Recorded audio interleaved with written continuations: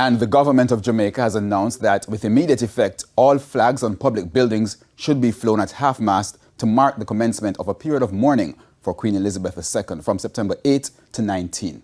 According to the Office of the Prime Minister, a day of mourning will be observed on September 18. During the period, it is the customary recommendation that no celebratory activities should take place. Now, tributes continue to pour in following the announcement of the Queen's death. The announcement from Buckingham Palace confirming the passing of the Queen was made minutes after midday Jamaica time, and immediately the tributes from officials started coming in. Firstly, from Prime Minister Andrew Holness.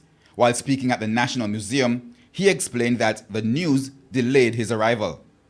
I'm sure we'll all agree that the Queen was a portrait of dignity in how she conducted the affairs of state, and she remains an exemplar in leadership.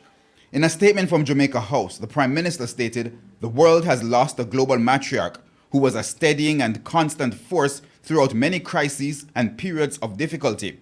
Over the course of her 70-year reign, Queen Elizabeth II made an immense contribution to the world in public life and was a close friend of Jamaica."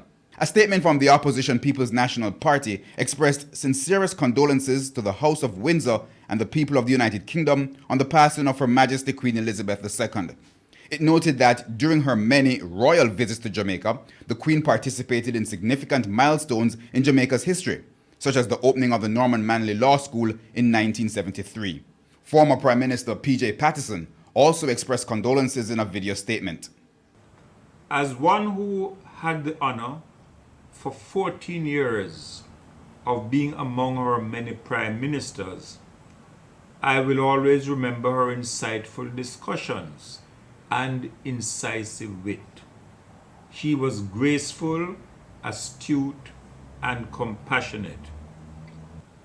At this time of mourning such a monumental loss, our sympathy is extended to King Charles III, the entire royal family, as well as her beloved United Kingdom and Commonwealth in this veil of sadness. May her soul rest in peace and light eternal shine on her.